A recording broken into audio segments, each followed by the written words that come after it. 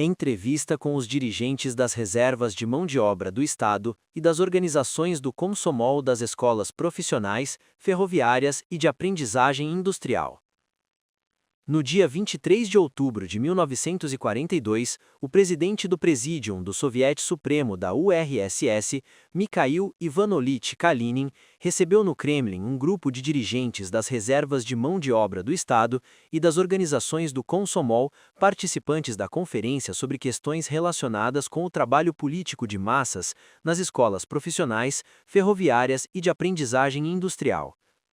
Na entrevista, que durou 3 horas, os chefes suplentes das direções regionais, territoriais e republicanas das reservas de mão de obra, encarregados do trabalho político de massas, e os dirigentes dos comitês regionais e territoriais da União das Juventudes Comunistas Leninistas da URSS, informaram o camarada Kalinin de como realizavam seu trabalho educativo entre a juventude chamada pelo Estado para receber uma instrução profissional nas citadas escolas e de como lutam pela boa qualidade de tal instrução. Em sua intervenção, Mikhail Ivanovich Kalinin assinalou a excepcional importância que tem a preparação da juventude nas escolas profissionais, ferroviárias e de aprendizagem industrial, detendo-se numa série de problemas da preparação e educação da juventude. A seguir, publicamos um extrato da entrevista. A camarada Gogna, chefe suplente da direção das reservas de mão de obra da região de Tula, encarregada do trabalho político. Todas as escolas profissionais da região de Tula foram destruídas pelos invasores alemães, com exceção das que se achavam na própria cidade de Tula.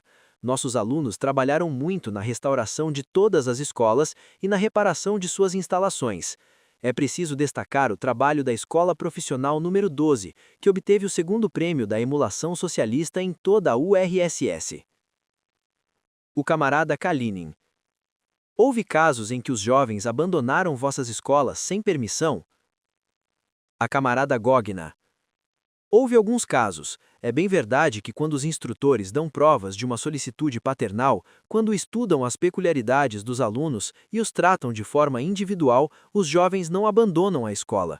Ao contrário, ali onde os instrutores e educadores tratam os alunos com desapego e onde a própria educação se faz aos gritos, verificam-se casos de abandono da escola. O camarada Kalinin. Isto indica que a educação ainda não foi devidamente organizada. A camarada Gogna. É um sério defeito de algumas de nossas escolas, em muitas delas onde os instrutores trabalham bem e revelam mestria pedagógica, obtém-se êxitos no ensino profissional.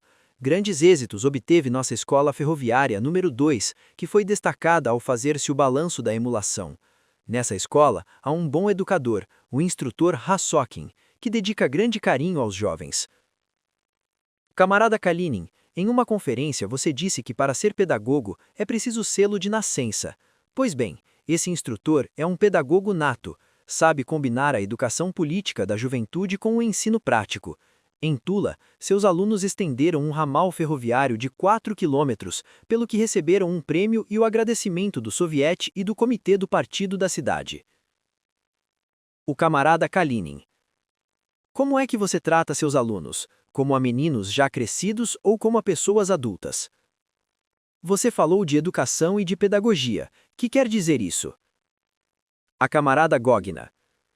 Estabeleça uma diferença entre o sistema de educação nas escolas comuns e nas de reserva de mão de obra. A diferença é grande, já que nossos alunos são preparados diretamente para serem operários. O camarada Kalinin. Temo que você os esteja convertendo em pessoas adultas antes do tempo, que lhes tire tudo que é próprio da juventude. Você, como pedagogo, deve percebê-lo. E diga-me, os jovens conservam ou não sua fogosidade juvenil? A camarada Gogna. Creio que a conservam. Por exemplo, em nossa escola profissional número 3, funcionam bastante bem um coro de 60 jovens, círculos de instrução militar, conjuntos artísticos e outros. O camarada Kalinin. Agora estamos em guerra, e é preciso que as pessoas sejam valentes, que gostem do perigo, e isso não se consegue com os círculos corais. Os círculos, por si só, são uma boa coisa, mas é necessário que vossos rapazes não se sintam como se estivessem num convento.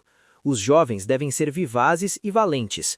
A educação da juventude é uma obra complexa, e aqui o principal é o seguinte: de um lado, deve-se proporcionar aos jovens uma orientação determinada, e de outro, não deve-se paralisar a faceta volitiva de seu caráter. Eles estão numa idade em que é fácil destruir esse traço de seu caráter. Isso encerra um grave perigo. É preciso evitar que se transformem em seres enfadados, que tentam passar por adultos antes do tempo. A camarada Ivanova, instrutora da seção de escolas profissionais e de aprendizagem industrial do Comitê Regional do Komsomol de Gorky. Em nossa região, uma das grandes escolas profissionais foi destruída pela aviação alemã, deixando sob a ação do inimigo grande parte do professorado. O camarada Kalinin. E os jovens foram afetados pelo bombardeio? A camarada Ivanova. Não, os jovens não sofreram dano algum, mas parte deles abandonou a escola depois do bombardeio. O camarada Kalinin. Conte-nos este incidente. Os jovens abandonaram a escola. E vocês? Que fizeram em face disso? O camarada Bushuyev, chefe suplente da Direção Regional das Reservas de Mão de Obra de Gorky, encarregado do trabalho político.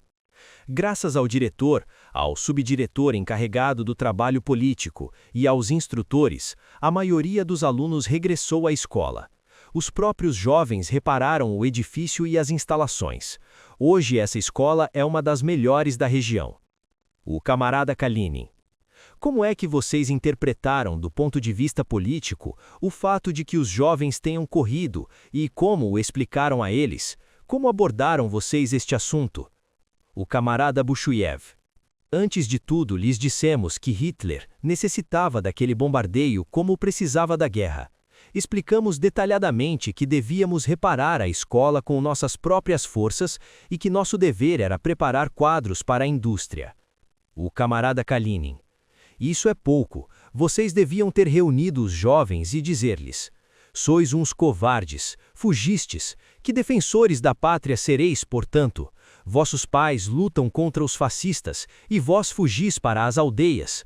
Nós pensávamos que íeis salvar a escola, mas acontece que vos pusestes a correr. Onde está, pois, vossa valentia? Era preciso dizer-lhes: sois uns covardes, e vos cobristes de vergonha ante toda a Rússia. Aparece apenas um avião e correis. É que os jovens devem ser tratados como jovens. Se eu fosse o diretor da escola, lhes teria dito: muito bonito, eu fiquei só e vós correstes. Nós acreditávamos que éreis uns jovens valentes e tínhamos a intenção de dar-vos fuzis e metralhadoras, e vós, pernas para que vós quero. Será que vou dar aulas a uns covardes que fogem diante do menor perigo? É assim que se deveria tê-los envergonhado e dizer-lhes logo depois disso: para que seja menos perigoso, vamos cavar umas trincheiras e preparar tudo para o caso de outro bombardeio. É claro, os meninos se assustaram e fugiram, mas cada um deles quisera ser um valente. Asseguro-lhes que de cada 100, 99 querem ser valentes. Vocês devem preparar os alunos, pois envergonhá-los é coisa fácil. Poderiam fazê-lo se lhes dissessem mais ou menos como eu. Vós escapastes, e somente eu me fiquei, um velho, não me ajudastes. Então se envergonhariam e meditariam. É assim que se deve fazer o trabalho de agitação. E se, por hipótese, tivessem ficado 3 meninas, seria o caso de apontá-las como exemplo, dizendo: aqui tendes 3 valentes que ficaram enquanto os outros fugiam. Você, ao contrário, soltou-lhes um discurso comicieiro, com frases de tipo geral, passando por alto o fato fundamental. Mas nisto residia todo o aspecto político da questão. E assim acontece a cada passo. Quero lembrar que vocês não devem somente preparar gente que conheça sua profissão, mas também combatentes, cidadãos soviéticos. A camarada Ivanova. Em nossa região vai mal o incremento das organizações do Komsomol. Ali temos uma escola que figura entre as retardatárias, a de número 3, ligada à fábrica da Sormovo. O camarada Kalinin. Por quê? Depende muito da direção, mas ali já trocaram 3 vezes de diretor. A organização do Komsomol não está em condições de fazer grande coisa. Além disso, durante muito tempo não havia ali um diretor suplente encarregado do trabalho político. O contingente de alunos procedia naquela época das regiões de Orei e Tula. Dentre 1.500, somente 87 pertenciam ao Komsomol. Compreende-se que eles não podiam fazer grande coisa. O camarada Kalinin: diga-me, organizam vocês algumas vezes saraus ou bailes? A camarada Ivanova: ao fazermos o balanço do mês, depois da reunião, organizamos um baile. O camarada Kalinin: os alunos têm instrumentos de música? A camarada Ivanova: sim. O camarada Kalinin: é preciso organizar noitadas para que os jovens dancem e se divirtam. A camarada Ivanova: realizamos uma conferência que foi assistida por 400 pessoas. Convidamos velhos operários e também jovens que fizeram a aprendizagem nas escolas profissionais. Os velhos operários contaram em que condições trabalhavam antes do advento do poder soviético e como trabalham agora. Também falaram das facilidades oferecidas hoje em dia para os que estão aprendendo um ofício. Os alunos mais desenvolvidos contaram como conseguiram seus êxitos. O estudante Belov, de 15 anos de idade, cumpriu em 5 dias 215% de sua tarefa. Depois da conferência, houve concerto e baile. O camarada Kalinin: perguntei pelo baile porque, tomo a repeti-lo, não quero que vocês convertam artificialmente os jovens em velhos. Não se deve deixar a dança de lado, porque esta ensina às pessoas a plasticidade do movimento. Quem sabe dançar sabe entrar numa casa como é devido, e seus movimentos serão mais ágeis. Nossa juventude gosta da dança. Verifico isto através dos jovens com quem trato.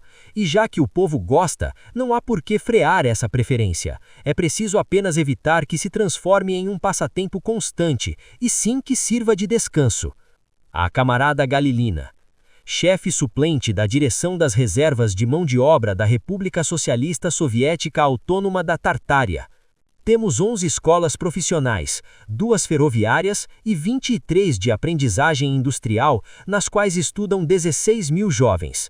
Atribuímos grande importância ao desenvolvimento da atividade artística de nossa juventude. Nossos educadores trabalharam muito para organizar grupos de canto, dança e música. Prepararam e realizaram com bastante êxito um concurso entre os melhores conjuntos de amadores das escolas de vanguarda. Os jovens gostam muito do canto, da declamação e outros gêneros de atividade artística. O camarada Maximov: chefe suplente da direção das reservas de mão de obra de Leningrado, encarregado do trabalho político. Fala do partido e do trabalho dos alunos e do pessoal das escolas profissionais, ferroviárias e de aprendizagem industrial da cidade de Leningrado, e da ajuda que prestam ao comando militar na defesa da cidade contra os invasores fascistas alemães. Os alunos ajudaram a restabelecer a circulação dos bondes em Leningrado e a reparar o Palácio dos Pioneiros e outros edifícios da cidade. Mikhail Ivanovich Kalinin ouviu também as intervenções de outros funcionários das reservas de mão de obra e de dirigentes das organizações do Komsomol da RSSS da Bashquíria, da região de Molotov, da RSSS do Azerbaijão, das regiões de Chelyabinsk e da RSSS Autônoma dos Komi, das regiões de Arkhangelsk e Kalinin, da cidade de Moscou e da região de Moscou. Discurso de Mikhail Ivanovich Kalinin.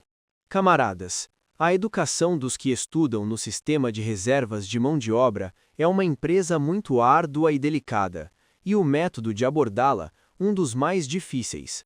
Além disso, a própria tarefa de preparar reservas de mão de obra para o Estado é uma tarefa complexa. Em primeiro lugar, é necessário preparar operários mais ou menos qualificados. Em segundo lugar, queremos que a juventude que vem engrossar as fileiras da classe operária seja educada no espírito soviético e, em terceiro lugar, o assunto se complica devido à atual situação, em consequência da guerra. O Estado encomenda aos que estudam no sistema das reservas de mão de obra toda uma série de trabalhos destinados a cobrir as necessidades da frente que não teriam que fazer em tempo normal. Complicam-se os problemas relacionados com a alimentação, o vestuário e o calçado, sem falar em que a própria guerra já coloca a organização das reservas de mão de obra em situação bastante difícil. Está claro que numa situação como esta, resulta muito mais difícil formar operários como se deve. A guerra está agora em pleno desenvolvimento, E apesar dos alunos do sistema das reservas de mão de obra não serem chamados às fileiras, é bem possível que alguns deles tenham que combater. Por isso, é absolutamente natural distraí-los de seu trabalho direto para que recebam treinamento militar.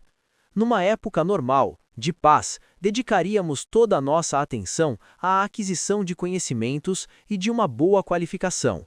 Na situação atual, pelo contrário, somos obrigados a praticar a instrução militar em todas as escolas. Estamos preparando operários qualificados, mas se as circunstâncias exigirem que partam para o combate, é necessário que estejam preparados para isso. Cometeríamos um erro imperdoável se não lhes proporcionássemos conhecimentos militares. Por isso, considero que na situação atual, os de Leningrado procedem acertadamente quando dão uma orientação militar à organização de seus alunos, apesar das dificuldades que isto representa para os jovens. Temos a obrigação de formar operários jovens que conheçam bem o seu ofício, mas ao mesmo tempo, devemos formar cidadãos soviéticos, combatentes, de modo que a juventude compreenda qual é seu dever para com a pátria, ponha mais empenho em aprender o ofício, o domine com maior rapidez, produza no processo da aprendizagem mais armas e munições para o Exército Vermelho, estude o manejo das armas e se desenvolva fisicamente. A pátria não esquecerá o heroísmo de seus filhos que hoje lutam contra os invasores fascistas alemães nas frentes da guerra patriótica. Também se lembrará, agradecida, do trabalho abnegado de nossos moços e de nossas moças, que estudam nas escolas profissionais, ferroviárias e de aprendizagem industrial, que ajudam à frente e se esforçam por estudar e trabalhar o melhor possível na retaguarda. Ao falar da educação, devemos dizer que é muito difícil abordar praticamente este problema. Para isto, se requer que o pessoal dela encarregado seja muito qualificado. Jovens de diversas regiões e de diferentes camadas da população acorrem ao sistema de reservas de mão de obra. São moços e moças da cidade e do campo. Trata-se, é claro, de pessoas diferentes umas das outras. Tentai educá-las de forma que se desenvolvam por igual. Não é fácil a tarefa. Além disso, não devemos perder de um só instante que se trata quase de uns meninos, com todas as suas inclinações infantis. É verdade que a guerra e o ambiente que os cerca os faz maiores do que seriam em tempo de paz. Não obstante, nosso desejo é que conservem o mais possível suas inclinações juvenis. É indubitável que todo este conjunto de problemas é muito difícil de ser solucionado na prática. Lede a literatura pedagógica universal. Ela nos oferece uma experiência rica e variada no terreno da educação do homem. Uns afirmavam que o melhor é educar os jovens na cidade, outros repeliam esta ideia e sustentavam a tese de que a educação deve se fazer num ambiente rural. Existiam muitas outras teses e proposições sobre este tema. Apesar disso, não se pode dizer que tenha sido elaborado definitivamente e que se tenha cristalizado um determinado sistema de educação. Hoje, o sistema deve ser diferente do que de 3 anos atrás, por exemplo. Antes, por assim dizer, formávamos intelectuais, e não homens destinados ao trabalho físico. Pessoalmente, considero desacertado tal sistema educativo, pois, apesar de tudo, em nosso estado, a massa fundamental da população se dedica ao trabalho físico, e diante de nós se apresentou a questão: o que fazer para que nossos jovens sejam eficientes no trabalho físico e, ao mesmo tempo, intelectualmente desenvolvidos? Hoje, talvez tenha se acentuado em certa medida a tendência de aumentar as forças físicas, inculcar hábitos de trabalho, a tendência de habituar as pessoas a suportar toda sorte de adversidades, o que permitirá submeter nossa juventude a uma série de provas para curti-la. Assim como com exercícios físicos e competições esportivas de todo gênero, visamos a temperar a força física. Da mesma maneira, com a submissão a uma rigorosa disciplina e inculcando hábitos de trabalho, devemos curtir nossa juventude para que resista mais facilmente a todas as dificuldades com que cada homem pode tropeçar no caminho da vida. Para isto, torna-se necessário que nossa juventude esteja preparada para superar dificuldades e tome apego ao trabalho, com o fim de que, depois de passar por essa escola, sinta necessidade de trabalhar. Nas fábricas, existe uma camada considerável de operários especializados, para os quais o ver-se privado da possibilidade de trabalhar equivale a perder o sentido da vida. Esses homens, ao serem obrigados a deixar o trabalho, seja por velhice ou enfermidade, parecem perder a metade de seu próprio ser, porque estão habituados ao trabalho, porque têm carinho pela sua profissão, e ao serem privados da possibilidade de exercê-la, parecem perder todo o apoio na vida. Nós queremos que estas qualidades de amor ao trabalho sejam inculcadas em maior ou menor grau em nossos jovens operários. É evidente que não estavam com a razão os camaradas que, ao intervir aqui, queriam fazer recair a tarefa da educação unicamente sobre os instrutores. Se eu fosse diretor de uma escola profissional e me perguntassem que instrutor é preferível, o que tem dotes pedagógicos mas conhece mal o seu ofício, ou o que está pouco preparado em pedagogia, mas é um mestre no seu ofício, eu daria a minha preferência ao que tem pouca preparação pedagógica, mas tem boa qualificação no seu ofício. Por que procederia assim? Porque a influência do instrutor só será eficaz no caso em que os alunos sintam que ele lhes proporciona um conhecimento real do ofício. Esse tipo de instrutores sempre será benéfico para os alunos. Citarei um exemplo. Antes, havia na universidade professores de tendências reacionárias, mas que conheciam a fundo a matéria e sabiam explicá-la com muita arte. Acorriam numerosos ouvintes às conferências desses catedráticos, apesar dos estudantes saberem que eram uns reacionários.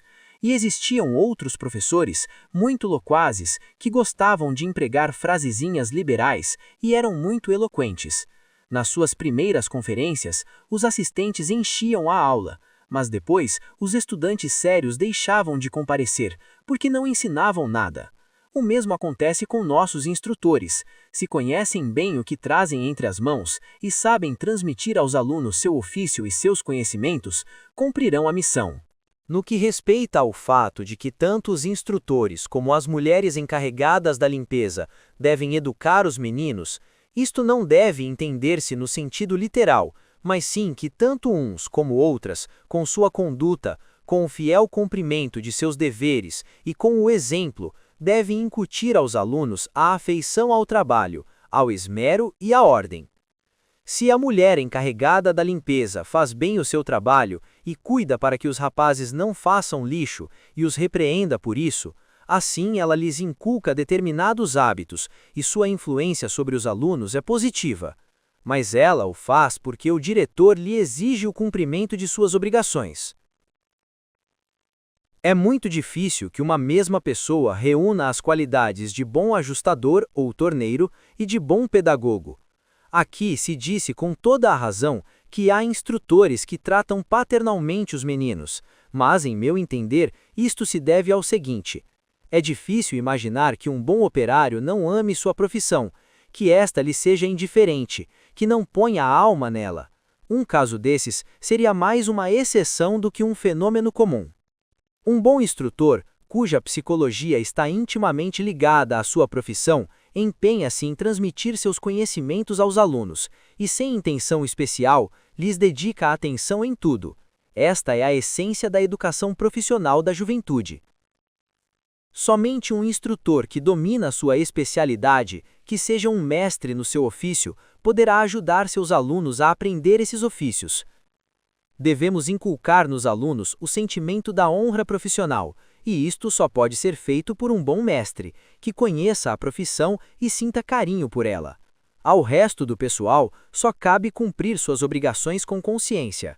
Se o fazem bem, obter-se-á indiretamente um efeito educativo, já que com seu exemplo, habituam os alunos à ordem e lhes inculcam determinados hábitos. É o ambiente que exerce sua influência, através das relações cotidianas.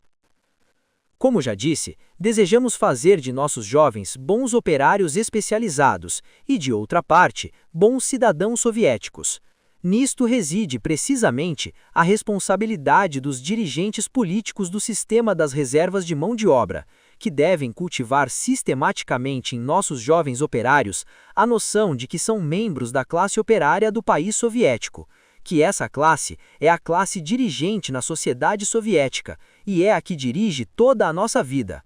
Estas são as ideias fundamentais que os dirigentes políticos, mais do que ninguém, devem inculcar na nossa juventude. O Estado soviético é um Estado de operários e camponeses. No mundo não existe outro Estado como o nosso, e nós somos seus defensores, seus representantes. Esta é a propaganda que deverão realizar dia a dia nossos dirigentes políticos. Os êxitos desta propaganda dependerão de sua habilidade. Aqui me perguntaram: qual deve ser a participação do Comsol no sistema das reservas de mão de obra? O sistema das reservas de mão de obra é um sistema estatal. É natural que o Comsol desempenhe e deva desempenhar um importante papel em tal sistema, já que a massa dos alunos das reservas de mão de obra está em idade de pertencer ao Comsol. Se entre eles há poucos membros do Comsol, isto se deve simplesmente à nossa própria negligência. Quanto ao mais, dentro de 2 anos, 90% daquela massa deverão pertencer ao Comsol. Mas acaso isto significa que o Comsol deve ser o dirigente administrativo ou político das escolas profissionais? Creio que não. O Comsol é uma organização política que forma a ideologia política da juventude, faz com que essa ideologia adquira o espírito do partido, prepara os jovens para seu ingresso no partido. Mas talvez seja a parte educativa que deve correr por conta do Comsol. Creio que não. E mesmo que seja possível que meu pensamento radical a respeito não seja do agrado do Comsol, julgai vós mesmos. Nossas escolas e universidades se compõem integralmente de jovens em idade de pertencer ao Comsol. Mas será que este os dirige? O Comsol os ajuda a se formarem politicamente, torna-os mais conscientes, leva-os às organizações do Comsol, organizações independentes que, em certo grau, não dependem dos organismos do Estado, que são os que administram as escolas e universidades. Quem responde pela educação das reservas de mão de obra? Você, camarada Moskatov, responde pela educação destas reservas, e o Comsol o ajuda. Você, e não o Comsol, vai ser responsável perante o governo pelos defeitos que possa haver nisto. É possível que, de passagem, se diga ao Comsol: também vós, queridos camaradas, trabalhais mal, mas não é aos dirigentes do Comsol que serão destituídos do cargo, e sim ao chefe das reservas de mão de obra. Por conseguinte, aqui o trabalho de direção compete aos organismos das reservas de mão de obra do Estado. Passemos agora ao assunto de quem deve ser, portanto, o educador direto da juventude das reservas de mão de obra. Acabei de dizer o quanto é difícil o trabalho do dirigente político e do educador. Essa tarefa deve ser atribuída a pessoas hábeis e dotadas de preparação teórica. Em geral, são preferíveis para essa tarefa pessoas adultas e experientes.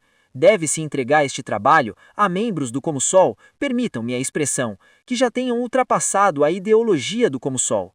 Parece-me que as pessoas de idade mais madura servirão melhor para essa obra. Se apresentasse diante dos rapazes um de sua idade, eles não lhe dariam muita confiança e lhe diriam: não hás de saber mais do que nós. Os jovens querem pessoas de prestígio, e nós devemos inculcar-lhes o respeito às pessoas de prestígio. Parece-me que nesta tarefa as organizações do Komsomol devem desempenhar o papel de ajudantes, devem emprestar um pouco de fogo aos dirigentes dotados de experiência e de conhecimentos, porém que já tenham perdido algo de seu ardor. Creio, inclusive, que um educador mais experiente saberá melhor fazer intimidade com a juventude. Claro que não se porá a jogar futebol com os jovens, nem a competir em provas de natação com eles. Trata-se da influência política, do prestígio, do desejo dos jovens de adquirir os conhecimentos que ele possui, todas elas coisas valiosas, que alguém com a mesma idade nem sempre possui. Os jovens sempre poderão dizer a um instrutor da mesma idade que a deles: puxa, que espécie de mestre arranjamos, não somos menos desempenhados que tu e sabemos tanto quanto tu. Deve-se levar em conta a idade. Não quero dizer que os membros do Komsomol devem ser desprezados neste trabalho. Simplesmente me parece que as pessoas de idade madura são preferíveis.